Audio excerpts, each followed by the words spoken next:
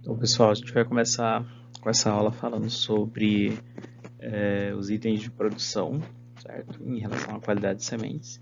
Só que a gente vai focar em grupos regionais. Então, a partir de agora, as nossas aulas elas vão ser focadas em algumas espécies, certo? A gente vai começar hoje com café e soja. Para café, a gente vai lembrar um pouquinho das estruturas do fruto.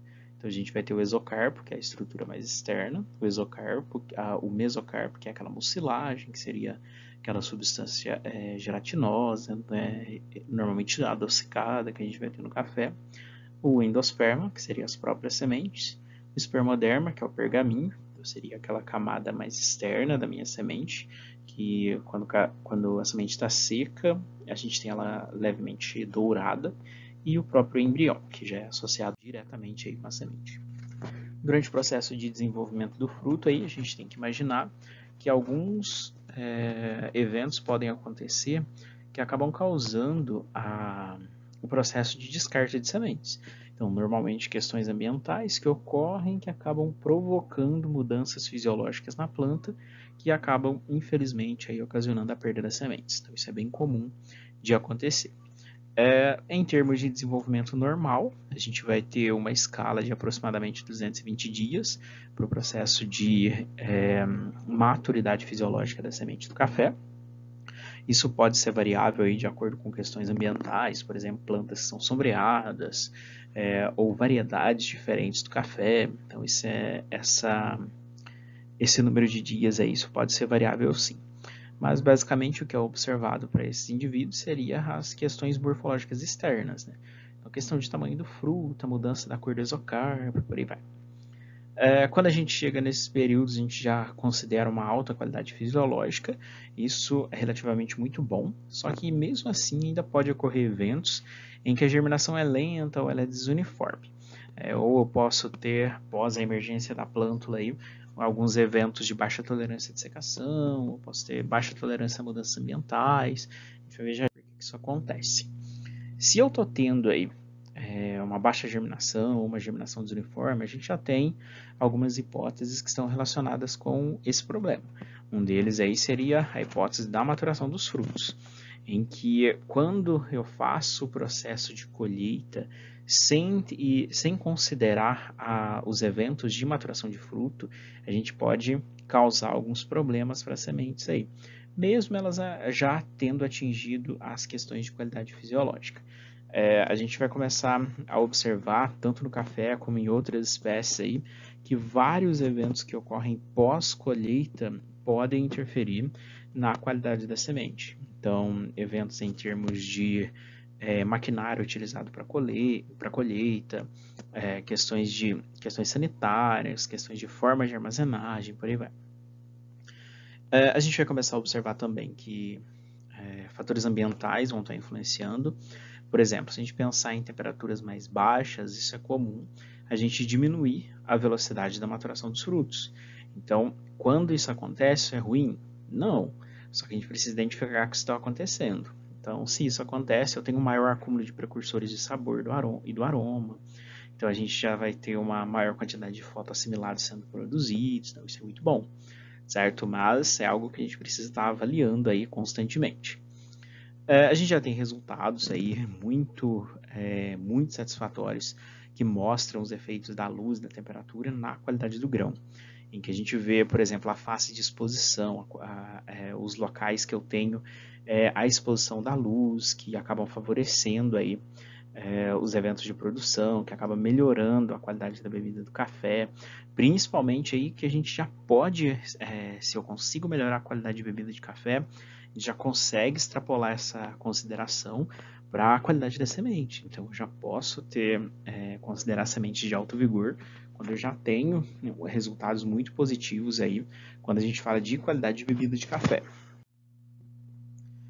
No processo de germinação geral, que a gente já viu no começo da disciplina, então eu tenho o processo de reidratação, a embebição.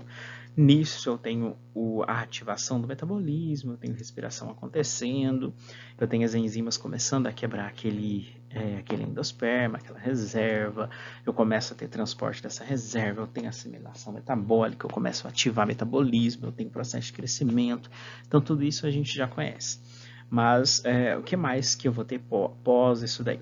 Nessas etapas aqui, a qualidade fisiológica que a gente vai considerar dos grupos de sementes, ela já vai ser influenciada desde eventos iniciais da planta-mãe. Então, o processo de produção dos órgãos reprodutores, eventos de semeadura, formação das mudas, por aí vai. Então, a gente vai ver que esses aspectos anteriores à produção da minha semente já vão ter alguns fatores, já vão ter algumas influências aí para o meu indivíduo.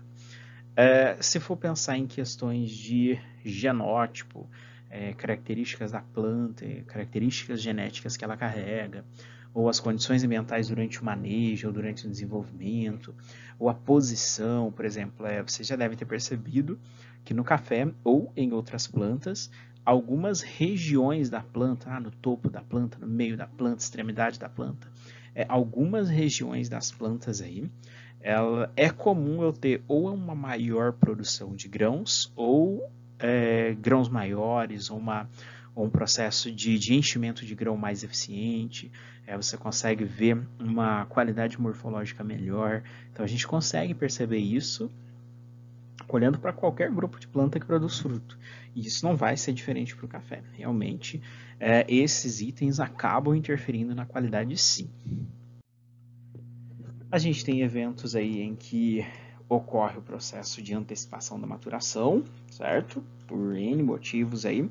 É comum, quando isso acontece, a gente perder os eventos que proporcionam a qualidade do café, principalmente pelo efeito que isso vai causar naquelas substâncias que são utilizadas como defesa pela planta. Então, ácido clorogênico, o triptofano, então são componentes que são utilizados pela planta como defesa. Então, ela utiliza isso para se defender contra predadores, para poder impedir a entrada de patógeno nos frutos. Então, é a utilização que ela realiza.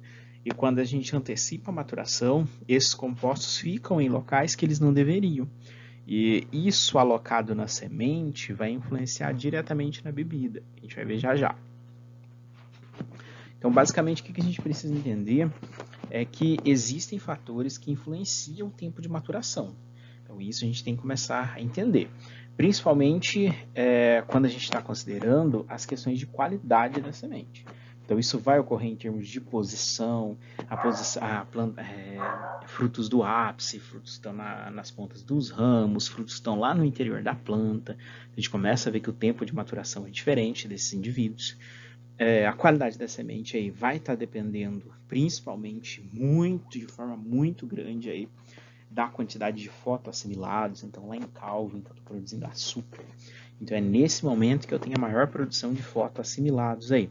E também na fase de crescimento, a maturação, né, que é o processo de enchimento dos frutos, enchimento das sementes. A gente vai ter aí a quantidade de fotoassimilados que são acumulados aí, eles vão estar ocorrendo durante o processo de crescimento do fruto, certo? Eles vão estar ligados com a questão da qualidade da semente, da qualidade do grão para bebida e por aí vai, pela presença principalmente dos carboidratos, então, pela presença dos açúcares. No momento aí que a gente tem os nossos processos de fotossíntese, ciclo de Calvin mais acentuados. Então, qualquer estresse que ocorra nesse momento pode prejudicar os eventos de acumulação de fotoassimilados. Então, se tem um estresse ambiental, vai atuar diretamente nesse processo. O que é comum acontecer seria ataque de patógeno, falta de água, estresse salino, temperatura elevada. Então, fatores ambientais no geral, né, as relações ambientais no geral, que as plantas acabam sofrendo aí durante seu processo de desenvolvimento. Isso vai poder ocasionar o menor acúmulo de carboidrato aí, a presença de compostos fenólicos e aldeídos em locais que não deveriam estar ou nas quantidades que não deveriam estar, porque eles são determinantes aí da qualidade da semente. A gente vai ver, por exemplo, que frutos em áreas que são mais expostas à insolação e aqueles que são autossombreados, eles acabam apresentando aí sementes com qualidades fisiológicas e processos de maturação bem diferentes aí. Então, para questões de consumo, elas são completamente distintas quando a gente trabalha com esses dois grupos. Por exemplo, os grupos de cafés que estão cultivados em pleno sol e aqueles que são cultivados em sombra, aí, a gente vê que a qualidade do fruto é menor devido à maturação acelerada. Então tem um processo, uma temperatura alta, então eventos de perda de água são mais fortes, o processo de fotossíntese está sendo acelerado.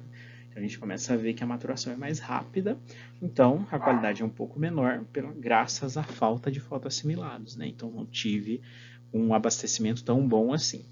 Agora, se a gente olhar os grupos que são sombreados, eles acabam apresentando esse evento oposto aí, porque eu tenho um processo de maturação mais lento, então eu tenho eventos de fotoassimilados mais eficientes e por aí vai.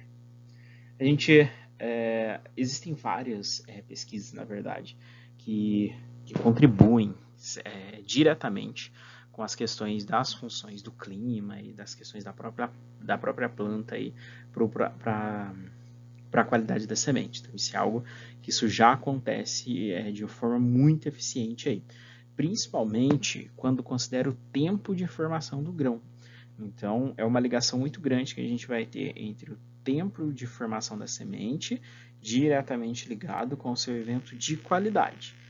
No interior disso daí, entre o tempo de formação e a qualidade da semente, a gente vai ter a maturidade fisiológica. Então, se eu atinjo uma maturidade fisiológica, eu tenho uma chance maior, não é 100%, mas de ter uma semente com uma melhor taxa produtiva aí. A gente vai começar a ver que para essa etapa de maturação aí, a presença dos compostos fenólicos que estão no endosperma, que é onde eles não devem estar, eles começam a ser enviados para as camadas superficiais. E nesses locais ali, eles acabam migrando junto com o ácido clorogênico, triptofano e por aí vai. Nesses processos, eles acabam sendo retirados do endosperma, então da semente em si, favorecendo a qualidade da bebida. Isso é ótimo aí, quando a gente está considerando um processo de maturação ocorrendo de forma normal. Para que isso serve? Para qual que é a finalidade disso daí? Para a planta, isso seria uma estratégia para evitar que os frutos sejam predados. Então, o fruto em que ali naquela mucilagem eu tenho uma quantidade muito grande de ácidos e de triptofano e por aí vai, deixa o grão não palatável. Então, eu não tenho um gosto muito bom. Então, isso acaba impedindo o processo de predação, ou então atua na proteção da semente contra ataque de micro-organismo. Então, isso impede a colonização por micro-organismo no fruto. Isso facilita bastante aí, os eventos de proteção. Em termos aí de tempo de maturação, a gente vai já imaginar que tudo isso está ali, que se eu tenho variações no tempo de maturação, eu tenho interferências diretas com os processos do metabolismo da semente e diretamente ligado à qualidade final dessa semente pode ser prejudicada. Então é necessário que eu tenha formas de manejo, que eu busque formas de manejo, que eu busque ferramentas que tente pelo menos diminuir o tempo de maturação, aumentar o tempo de maturação, diminuir a velocidade. Então eu vou ter uma maturação um pouco mais lenta para favorecer a presença dos fotoassimilados e eu conseguir retirar a presença dos compostos fenólicos, dos ácidos e por aí vai, que estão presentes no endosperma e precisam ser retirados dali. E isso a planta faz naturalmente. Quando a gente olha aí no triptofano, um outro exemplo aí, que vai estar concentrado aí bem na superfície do endosperma, no final da maturação. E quando está acontecendo isso com ele, ocorre um evento oposto, que seria a concentração de sacarose, a concentração de carboidrato lá no endosperma. Então eu tenho um maior acúmulo aí desse carboidrato, então tem um teor maior, melhorando aí a qualidade da bebida da semente. Então a gente considera, em termos gerais, que a qualidade da semente ela seria máxima quando o conteúdo de matéria seca é máximo. Então, quando eu tenho uma quantidade muito grande de matéria seca presente nessa planta. Só que isso nem sempre vai coincidir, não. Para café, algumas variedades não respondem, e para outras plantas, outras são completamente diferentes. Por exemplo, pimentão eu tenho o máximo acúmulo de matéria seca quando a qualidade da semente não é máxima, certo? Então isso já é um evento que acontece. Quando a gente olha para tomate, a gente percebe que o acúmulo máximo de matéria seca vai ocorrer bem depois da qualidade máxima da semente. Então a gente percebe que isso não é uma regra quando a gente compara várias espécies, quando a gente fala de outros grupos de plantas aí que estão inseridos nesse local, certinho? Seguindo aí, a gente tem que pensar também em questões de arquitetura, o que ocorre em termos da morfologia da planta em relação à incidência de luz. Como assim?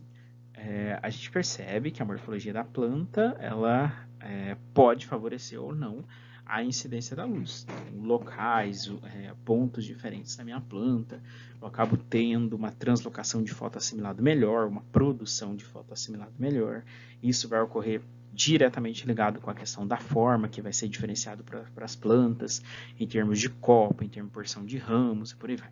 Então, isso vai ter uma ligação direta com os processos de desenvolvimento e maturação de sementes, de frutos e no processo de produção também, né? No processo de desenvolvimento. E aí, quando a gente começa a ver dessa maneira, a porção que os frutos vão ocupar, elas podem ter relações diferentes com as fases de desenvolvimento, com as fases de maturação. Então, o que é isso? Pensem numa mesma planta, que em determinado local ela tem frutos maduros, certo? Com 220 dias, e em outra porção eu tenho frutos que ainda nem passaram pelo evento de maturação e também estou com 220 dias. Então a gente começa a ver que existe esse processo de maturação que não é uniforme, totalmente desuniforme aí, e acaba não sendo tão problemático assim, se eu estou dentro de uma faixa de maturação, né? O problema é se eu tiver um grupo que já está na fase final de maturação e em uma outra porção da minha planta que nem iniciou. Então seria muito extremo aí. Então isso a gente tenta evitar. Chegando para a soja aí, na verdade vocês vão perceber que não vai mudar muitas coisas em termos de características da planta, de características para favorecer a qualidade. A gente vai ver que não tem muitas diferenças aí não. Só algumas especificidades de algumas das próprias plantas. Então, algo que é específico dessa planta em questão. Então, isso a gente vai perceber. Basicamente para a soja, hoje em dia a gente já trabalha ou pelo menos busca trabalhar com sementes de elevada qualidade, então sementes de alto valor, de alto vigor, então sementes de alto valor cultural, por aí vai. A gente já busca trabalhar dessa maneira quando a gente fala de soja. Mesmo eu trabalhando com sementes de alto vigor, eu posso sim, infelizmente, não ter uma produção muito boa, graças à forma que eu estou utilizando, graças ao meu processo de manejo, meu processo de acompanhamento, certo? Por exemplo, se eu não utilizar uma semeadora de alta precisão, você vai lá e você mesmo vai semear com a mão, ou você utiliza um maquinário que não está devidamente regulado, e aí você tem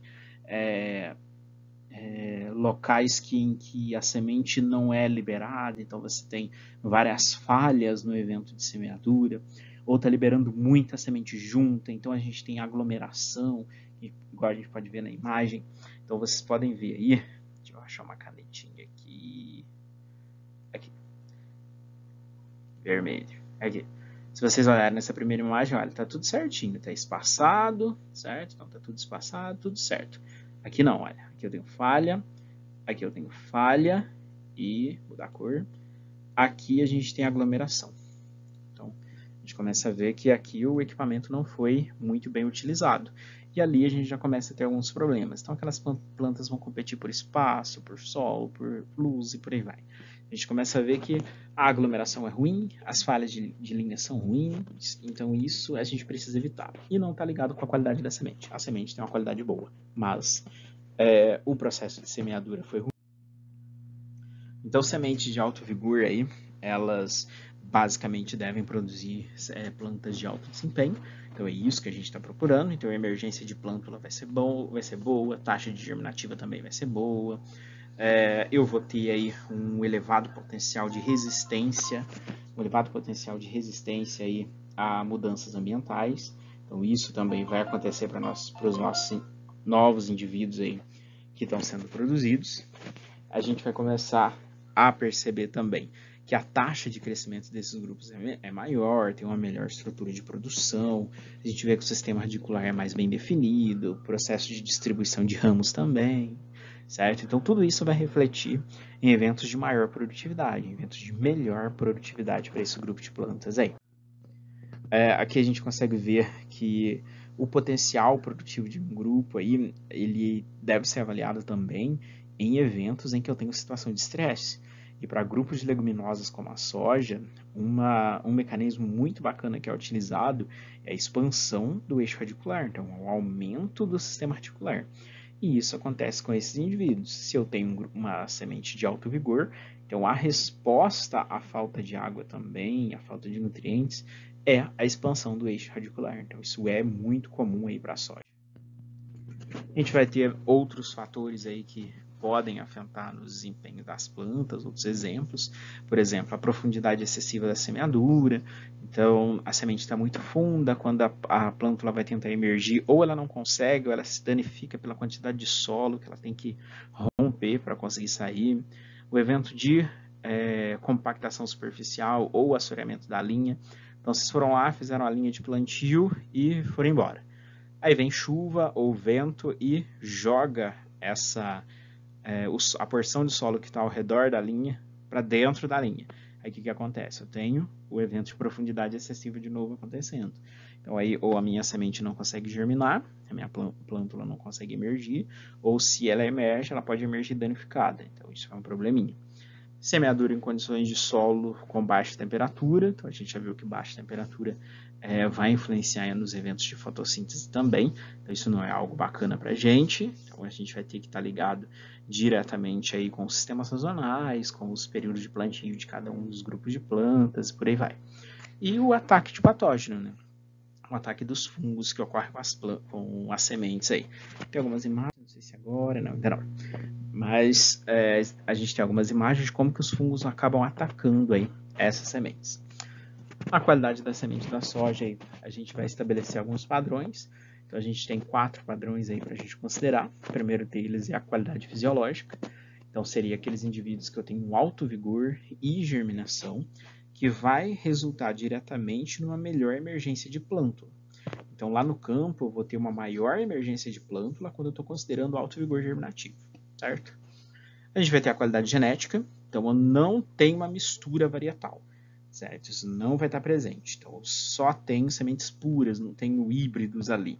Então, isso é uma característica muito boa aí quando a gente fala de sementes de alto vigor.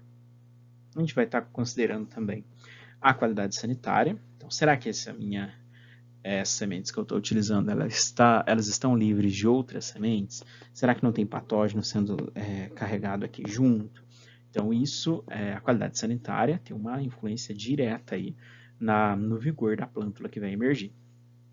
A qualidade física, então está ligado com a nossa pureza física aí. Será que nesse grupo de sementes eu tenho material inerte presente, eu tenho contaminantes, eu tenho fragmentos de outras plantas, eu tenho animais, insetos no caso, eu tenho solo presente, eu tenho qualquer tipo de impureza. Então, tudo isso aí são fatores que vão influenciar diretamente na qualidade de semente da soja aí. Desculpa. Quando a gente fala de... A gente está falando de qualidade a todo momento aí. Mas quem que determina essa qualidade? O que vai acontecer para que essa qualidade realmente funcione? Para esse processo aí de qualidade, a gente vai considerar os laboratórios de análise de sementes. Então, eles vão estar atuando no processo de armazenagem, de beneficiamento, de secagem, recepção desses indivíduos, colheita, pré-colheita, pré-semeadura, comercialização, por aí vai. Então, todos os itens aí do processo de produção de sementes, eu vou ter alguém capacitado para atuar na análise dessas sementes. Então, é isso que dá o controle da qualidade na produção de sementes, certo? Então, eu ter um local específico, eu ter alguém capacitado para realizar essas atividades, para realizar essas análises aí. Em termos aí de qualidade da semente da soja, alguns fatores aí podem afetar negativamente, independente do local. Então pode ser no campo, na colheita, no beneficiamento, na secagem, no transporte. Então, em todos esses fatores aí, a gente tem que ter um manejo muito bem utilizado. A gente precisa ter um monitoramento muito bom acontecendo para evitar a queda de produção simplesmente por um evento de manejo, sabe? Um simples acompanhamento que a gente poderia ter feito. Então, a gente vai ver alguns aí. No campo tem muita coisa que acontece que não depende da gente, né? Por exemplo, estresse climático, nutricional a gente pode trazer algumas influências, mas o climático fica muito difícil. Então, por exemplo, vamos pensar num básico aí que está na apostila de vocês, que é a relação que a gente tem com outros organismos. Então, com grupos de insetos, com grupos de parasitas. As relações que esses organismos acabam tendo aí com as plantas, eu posso ter eventos de predação acontecendo, doenças surgindo, então tudo isso é algo que a gente não consegue controlar muito bem, né? É algo que a gente precisa ficar sempre atento aí. A gente pode ter eventos em que ocorre a deterioração por umidade, então a própria umidade ela pode influenciar nos processos de maturação fisiológica, então ela pode acelerar processos de contaminação, ela pode fazer com que eles realmente ocorram aí. Isso é algo que a gente precisa e que a gente deve evitar. Aqui a gente tem um exemplo aí de sementes que foram contaminadas por fungos. Então a gente vê que na maioria dos momentos aí a semente nem consegue germinar. Na imagem 3 aí a gente vê um processo de germinação acontecendo, mas logo aí a semente morre e eu não consigo seguir para as minhas etapas seguintes, certo? As próximas etapas aí de crescimento, de emergência de plântula, infelizmente não acontece com o indivíduo. Aqui a gente vê um processo em que quase ocorreu uma embebição, mas opa, rapidinho a gente teve o processo de secagem novamente, de dissecação novamente. Mas olha que a característica de semente aí, a característica que a gente tem de semente enrugada, isso vai permanecer. Então isso a gente não consegue retirar do indivíduo. Isso é fácil da gente identificar. É necessário aí que a colheita ela ocorra em um momento adequado, certo?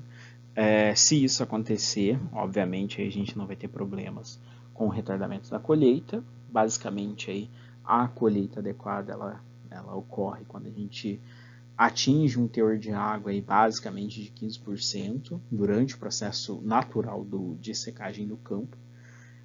Quando eu tenho eventos de retardamento de colheita, o primeiro fator que vai ocorrer são os processos de redução de germinação, redução do vigor, aumenta o índice de infecção por fungos pela questão da quantidade de água presente. Então, retardar a colheita aí nem sempre é uma alternativa aí não. Nesse slide a gente consegue ver os processos aí de retardamento de colheita, de acordo com os processos de determinação aí, de vigor do indivíduo dos grupos de sementes. Então, se a gente olhar a maior taxa de vigor aí é quando a gente não tem retardamento nenhum acontecendo, quando não ocorre nenhum evento aí de retardamento de colheita, e a gente vai ter, a partir do momento que ocorre retardamento da colheita, a gente começa a ter a queda do vigor. As plantas começam a ter um processo de desenvolvimento aí um pouquinho diferente. Então, isso já vai ser algo que a gente começa a perceber aí. Olhem para 5, 10, 15, 20. Só a taxa de vigor caindo aí drasticamente para os grupos de sementes. A antecipação de colheita, isso é comum ser utilizado sim. Isso vai ocorrer basicamente quando o teor de água estiver próximo aí de 18%, certo? Então isso é algo que pode acontecer, desde que o produtor tenha total domínio aí de regulagem de equipamento, do processo de armazenagem, do processo de manutenção do equipamento, do processo de transporte, porque é uma semente que não está no seu estágio máximo de maturação ainda, de secagem ainda, desculpa. Então ela é uma semente que tem uma fragilidade. Então se eu não tenho um processo de manejo muito bom, eu causo dano mecânico para esse indivíduo e eu acabo diminuindo a qualidade. Esses danos que a gente está falando desde o começo da apostila, a maioria deles não são danos capazes de descartar a semente. Só que a gente está falando de semente de alto vigor, a gente está falando de semente de alta qualidade fisiológica, é isso que a gente quer. Então, aconteceu uma coisinha, epa, então caiu um pouquinho a qualidade, mas não quer dizer que você perdeu a semente aí, não. Certo? Quer dizer que ela caiu um pouquinho aí em termos de qualidade. A antecipação da colheita aí pode ser utilizada a partir de dessecantes foliares. Então, isso basicamente ocorre quando existe problema de maturação desuniforme, ou a planta está infestada, a monocultura está infestada de erva daninha, aí eu preciso realmente passar por esse processo de antecipação da colheita para não ter grandes perdas, aí, coisa que provavelmente já deve estar acontecendo. Para a soja, aí, a gente considera o estágio R7 como o momento em que a aplicação desse dissecante aí deve acontecer. Basicamente, esse estágio seria o ponto inicial da maturação, quando eu iniciei o meu evento de maturação. Então, vou acelerar o processo de maturação para eu conseguir antecipar a colheita desses indivíduos. Nesse processo, aí, a gente já consegue perceber a partir dos eventos de coloração, a morfologia de haste de planta, então tudo isso aí já ajuda a gente a identificar. Se por acaso aí a fase que iniciar o processo de dissecação artificial, vamos dizer assim, for antes dessa R7 aí, é muito comum ocorrer o processo de morte prematura das plantas. O que acontece nesses eventos de dissecação? É parar Calvin, é parar ciclo de Calvin. Então, se isso está acontecendo, aí a gente começa, se for muito antes, a gente acaba perdendo aí esses indivíduos, infelizmente. Se ocorrer, a gente está com um grupo de plantas aí, e pode acontecer de ocorrer chuva. E se isso acontece entre a aplicação do dissecante e a colheita, pode ter risco para os grupos de sementes, sim. Principalmente pela a possibilidade de ocorrer infecções secundárias por grupos de fungos. Então, aquelas infecções que a gente viu lá atrás podem acontecer nas sementes que estão sendo produzidas, e não nas sementes que foram lançadas para germinação, que foi o que a gente viu lá atrás, certo? Isso pode ocorrer nas próximas sementes da produção, sim. Alguns compostos são utilizados aí para os processos de antecipação da colheita. Eles são utilizados com acompanhamento, não é só simplesmente comprar um negócio e sair aplicando para todos os lados lá, o que é muito comum e às vezes acaba acontecendo. A gente tem o glifosato, ele foi utilizado muito tempo dessa maneira.